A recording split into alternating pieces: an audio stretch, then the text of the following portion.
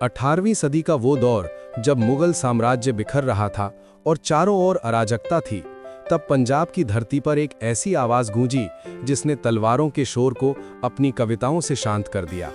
वो आवाज थी सैयद अब्दुल्ला शाह की, जिन्हें दुनिया आज बाबा बुल्ले शाह के नाम से जानती है। बुल्ले शाह केवल एक सूफी कवि नहीं थे, वे एक समाज सुधारक और एक क्रांतिकारी रूह थे। उन्होंने धर्म के नाम पर होने वाले पाखंड को चुनौती दी और इंसानियत का परचम बुलंद किया। बुल्ले शाह का जन्म 1680 के आसपास उच्च कुलीन सैयद परिवार में हुआ था।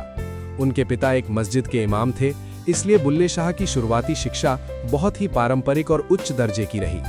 उन्होंने अरबी, फारसी और कुरान का गहरा अध्ययन किया, लेकिन ज्ञान की ये किताबें उनके भीतर की प्यास को शांत नहीं कर पा रही थी। वे उन सवालों के जवाब ढूंढ रहे थे जो किताबी इल्म से परे थे। वे जानना चाहते थे कि खुदा और इंसान के बीच का असली रिश्ता क्या है। अपनी रूहानी तलाश में बुल्ले शाह लाहौर पहुंचे, जहां उनकी मुलाकात शाह इनायत कादरी से हुई। शाह इनायत एक आराइन थे जो खेतों में काम करने वाला वर्ग माना जाता था। जब बुल्ले शाह ने उनसे पूछा कि खुदा को कैसे पाया जाए, तो शाह इनायत ने बहुत सादगी से जवाब दिया, बुल्लिया रब दा की पाना, एथो पुटना ते ओथे लाना।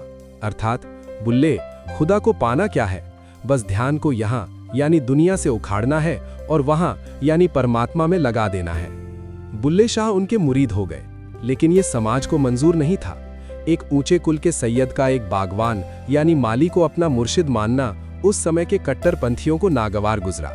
यहाँ तक कि उनके परिवार ने भी उनका विरोध किया, लेकिन बुल्ले शाह ने साफ कह दिया कि उनके लिए गुरु का ज्ञान ही सबसे बड़ा धर्म है। बुल्ले शाह की शायरी की सबसे बड़ी विशेषता थी उनकी बेबाकी। उन्होंने मस्जिदों, मंदिरों और रस्म रिवाजों पर तीखे प्रहार किए। उनका दर्शन था कि अगर आपके दिल में खुदा नहीं है तो काबा जाना या माथे पर तिलक लगाना व्यर्थ है। उन्होंने लिखा, मक्के गया गल मुकदी नहीं, जिनचर दिल चो आप ना कढ़िए। अर्थात मक्का जाने से बात नहीं बनती जब तक दिल से अहंकार ना निकल जाए। उन्होंने मल्लामती सूफी परंपरा को अपनाया, जिसका अर्थ है दुनिया की परवाह ना करना। वे अक्सर दीवानों की तरह सड़कों पर घूमते और सच बोलते, चाहे वो सच उस समय के बादशाहों को चुभे या मुल्लाओं को। एक बार बुल्ले शाह से कुछ ऐसी गलती हो गई कि शाह इनायत उनसे नाराज हो गए और उन्हें अपने दर से निकाल दिया। बुल्ले शाह के लिए ये दुनिया उजड़ने जैसा था। अपने गुरु को मनाने के लिए उन्होंने वो किया जिसकी कल्पना एक विद्वान के लिए नामुमकिन थी। वे एक नाचने वाली टोली में शामिल हो गए और महीनों तक नृत्य सीखा।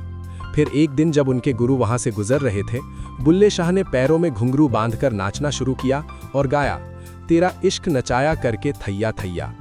उनकी आंखों में आंसू थे और दिल में तड़प। उस समर्पण को देखकर शाह इनायत का दिल पसीज गया। उन्होंने बुल्ले शाह को गले लगा लिया और कहा, बुल्लिया, तू बुल्ला नहीं, तू ता अल्लाह है। बुल्ले शाह ने अपनी पूरी जिंदगी नफरत के खिलाफ और प्यार के पक्ष में बिताई।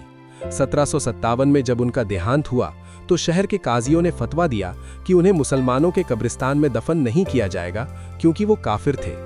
मगर आज विडंबना देखिए, जिन काजियों ने फतवा दिया था उनका नाम तक कोई नहीं जानता, जबकि बुल्ले शाह का मजार आज भी लाखों लोगों के लिए सुकून का मरकज है। उनकी कव्वालियां आज भी सरहदों के पार सुनी जाती हैं।